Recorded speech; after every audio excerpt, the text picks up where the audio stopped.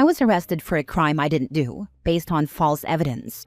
Charges were dropped, but my pets died while I was in jail, and I've been unemployed over a year as a result.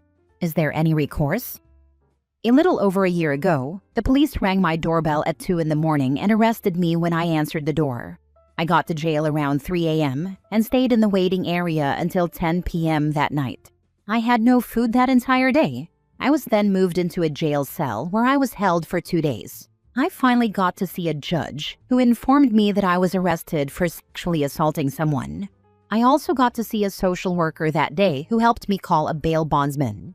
We got that sorted out, but it took another 1.5 days for me to get released. I was in jail for a total of 5 days.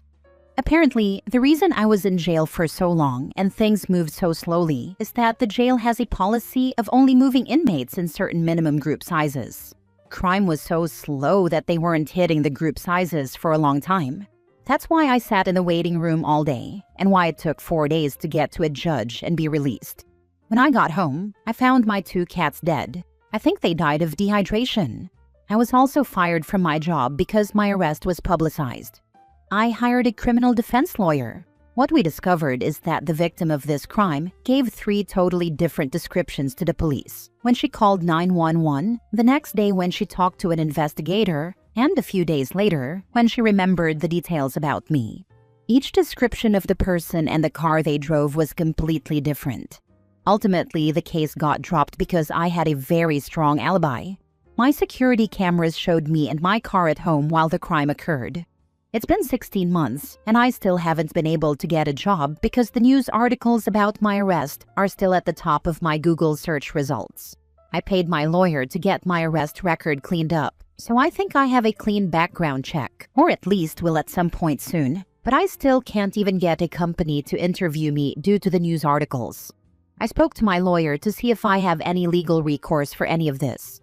To me, it seems like incompetent detective work led to my life being destroyed. My pets are dead. My career has been destroyed. I'm unemployed. I'm publicly humiliated. My attorney says there is nobody to sue here. Apparently, this is how the justice system is supposed to operate. There was evidence from a victim. The police followed up with an arrest, and charges were dropped once they realized it was a mistake. Everything else that has happened is apparently just an accepted consequence. Apparently, it's also normal for victims of traumatic crimes to have memory issues and accuse random people after the crime occurs. Something about trauma causing false memories to be generated. Is this right? Do I have any recourse here? It feels like my life has been ruined, and I'm supposed to just accept it. Location: Texas.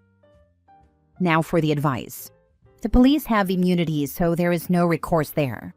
Some mugshot sites let you pay to have the picture removed, so you can try that, and you can also pay to expunge the arrest and court record. Aside from that, all you can do is explain the situation to potential employers if it comes up on background checks. And as a more extreme measure, you can change your name to dodge the Google search results. Individual police officers have immunity. The police department or city does not. Even if the officers had acted appropriately in regards to his pets, the career issue is really the news article. Even if he has his record cleaned up, that's outside of what the courts can do. But as long as they reported the facts, arrested for X, I mean, it's the truth. Even if the court of public opinion says that means guilty, the news article itself doesn't. Could he ask them to take it down? Sure, but they legally wouldn't have to. It's not fair that people make the assumption they do, but who here actually is acting in bad faith? Again, in regards to his career and criminal record besides the companies. You can't force them to give someone an interview. It's not right. It's not fair. But what can you actually do besides request, not demand, the arrested for video or article get edited or removed? Do you know the victim? Did police come to you based on your name being given to them? Just a physical description of you? I would imagine there's some sort of misconduct on each entity that participated in the events. That's a crappy situation all around. And I hate that not only someone was assaulted and the assailant wasn't found, but that now your life is impacted because of it. No, I don't know how this lady got my information. She reported my license plate number to the police a few days after the crime and picked me out of a photo lineup, although that's shoddy too.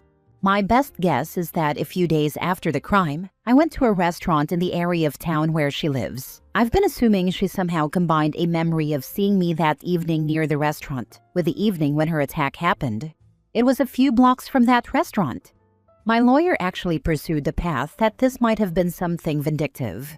We hired a private investigator to look into her, and they didn't find anything. Honestly, I've heard some of the recordings of her talking to the police and investigators. She seems completely traumatized, broken, and genuine. That's absolutely heartbreaking. Though your lawyer said there's not anyone you can go after, that may not be completely true, as they are likely someone who specializes in criminal law and may not know all the workings of civil cases. Check out any locally known auto injury, wrongful death, workers' comp, etc. attorneys, and contact them. You may have more options than you know. Plus, some of the better-known attorneys won't charge you up front and will just take a percentage if the responding party settles or the judge rules in your favor. While at this point in time your name may be tarnished, your life will continue. Just keep trying to find work, and if the subject of your case comes up, take the time to explain it to them if they'll hear it. Give them proof of the outcome of the case, and show them that there was no conviction. Worst case scenario, you may have a period where you have to work construction or in the restaurant industry. I'm unsure of Texas laws, but in Missouri, the "have you been charged with, convicted, pled guilty to" questions go back 7 years. Also, keep an eye on smaller businesses who are hiring, as they are less likely to have rules and regulations that many corporations have, which are unfriendly towards people who have been in the legal system. Next story. Ex-girlfriend attempted suicide, died for a couple of minutes. I brought her back with CPR. Then she filed a TRO against me. I defended myself in court and won without a lawyer. I'm a 30-year-old guy from Mexico. I lived in Atlanta for a while and opened a small Brazilian bar. I speak Portuguese, and most of my friends are Brazilian. I met this girl from Portugal, and we started dating. A few months in, she fought with her roommate when the lease ended. She had nowhere to go, so I let her move in with me. I was living alone with my dog in a 3-bedroom place. Later, her family came from Portugal, and I even let them stay too.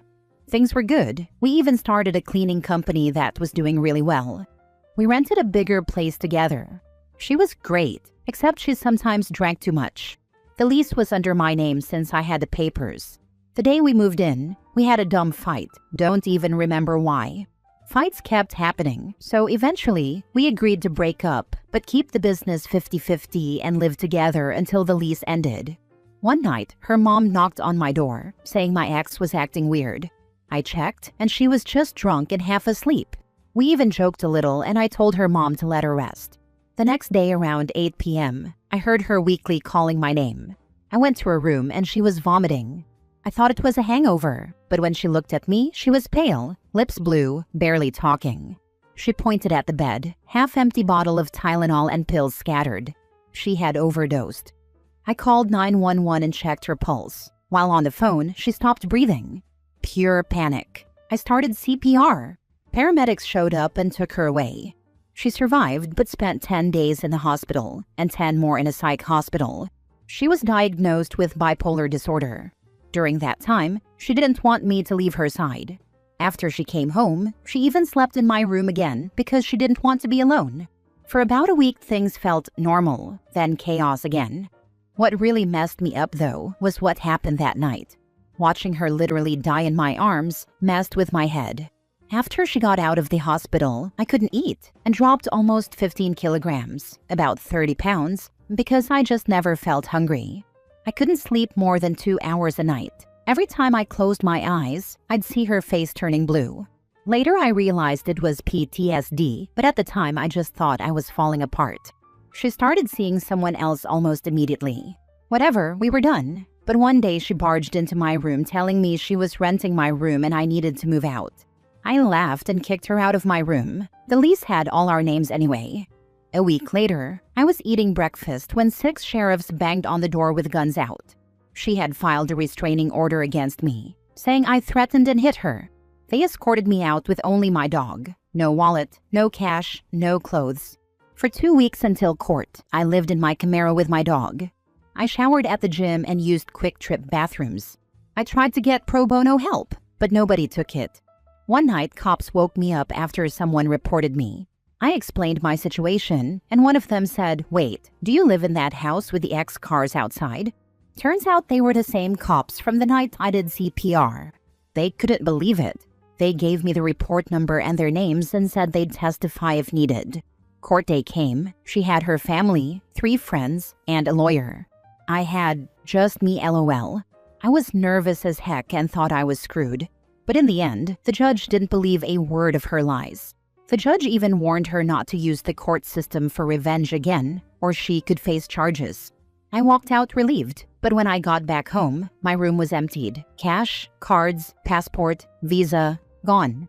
My flight back to Mexico was in a couple of days anyway, so I ended the lease, paid the penalty, donated my stuff, left my car outside, and went back to Mexico. What a nightmare. Everything was fine except she sometimes drank too much. Red flag number 1. Either they address it or it escalates. Sorry you learned that in a real hard way. Hope things are going better for you now. Totally agree. Trying to play superhero and save everyone isn't for me anymore. My little adventure of starting a business in the US is over, but I gained a lot of experience from it. Right now, I'm finishing my master's in software development, and things are going great here in Mexico. Thanks for reading. That just sucks. The justice system in the US is top-notch, right? Honestly, I'd say it's 50-50. The justice system in the US is incredibly good, in the sense that I didn't run into corruption or anything like that. In Mexico, I probably would have been jailed right away on an accusation like this without anyone needing proof. But at the same time, the fact that they kicked me out of my own house with no real evidence definitely leaves a lot to be desired. Should have delayed going back to Mexico for a couple of days and gotten her in trouble for stealing your visa, passport, and cards. Oh, believe me, I wanted to. Retaliation was the only thing on my mind, but time wasn't on my side. No cash, no cards other than Apple Pay, and my stay in the US was about to expire in just a few days, so leaving the country was urgent. I still have all the information about her and her family, so maybe at some point I'll come up with something, though I'm not sure if I'll have the stomach to actually go through with it, haha. Last story, falsely accused and it's ruining my mental health. I need to talk. I just need to tell someone. I'm feeling extremely suicidal and just really would like to be heard. A girl I hooked up with from Tinder reported me for a rape that never occurred a few years ago. I found out last week. I found out she filed a report years ago because my social media is now being issued warrants by my local court. They don't know my identity, which is why I'm assuming they're going to crazy lengths.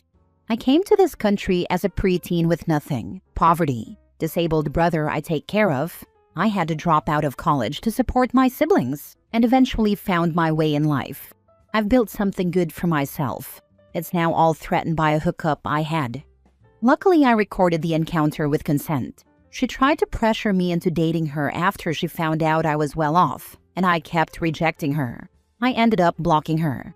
Although I haven't been asked for a statement yet, I know it's a matter of time before they unveil my identity and either go straight for my throat with trial or ask for a statement.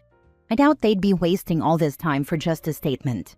The scary part was, there were multiple people in the house when we did the deed. They could have easily all given statements that I violated her after the video stopped. I'm terrified. I didn't rape her. It was consensual. I'm terrified of my evidence not being enough.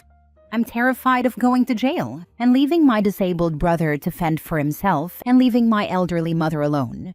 I'm terrified of losing the girl I'm currently in a serious relationship with. I'm terrified of it all. I never violated anyone. I just didn't want to date her. I made it very clear before meeting. I'm scared. I haven't slept in days. I haven't eaten anything. I just had to force myself to eat something and it made me want to throw up. I feel lightheaded and nauseous. I can't help but think about ending my life. I know it's not a better option. I know it doesn't solve anything. I just don't want to feel this way. I haven't done anything in my life to deserve this false accusation. I've never hurt anyone. I've never stolen. I've never caused harm. I just didn't want to date her. I keep going over the entire 3-week connection with this woman in my head and every chat log I have saved. It looks good for me, but part of me keeps telling me it won't hold up. I'm terrified. If anyone has similar experiences in the past they can share, please do. I'm in the US. Same. I want to know what she freaking said. This stuff makes you freaking afraid of even having any contact with others. I feel betrayed. I feel freaking hopeless. I am in constant pain, on top of a current illness I'm dealing with. Why did they even convince and assume that the other person is trusted? Because it's easy to put the accused on trial, and not the accuser. Yeah, rape shield laws are BS. Weaponized justice system, that's what it is. We are here for you. Many people in this group are going through similar struggles. I also am struggling with not being able to sleep well and not feeling hungry. But if I don't eat, it is worse. So I try to make myself eat something, and I usually feel better after that. I try to take a long walk in the morning. I practice silent meditation. I take antidepressants and have for a long time. But even that couldn't prevent a major depressive episode when I got laid off a few weeks ago, 4 months before trial. Have you already hired a lawyer? If warrants or subpoenas have already been issued, then the legal process has begun. Hire a lawyer, and don't talk to any cops without first consulting with your lawyer. If you need to invoke your Fifth Amendment right, say so. I invoke my Fifth Amendment right. That is recommended, over just not saying anything at all. Try to spend time with people who care about you. If therapy is an option, that will likely help with the mental health aspect. I wish you luck and triumph.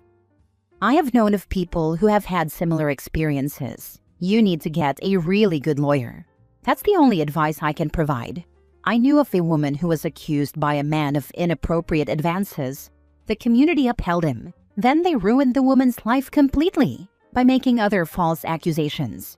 Based on the accusations, the police searched her apartment for illegal drugs. It remains to be seen whether the police will accept the planted evidence. However, they most likely will go through with some lawsuit.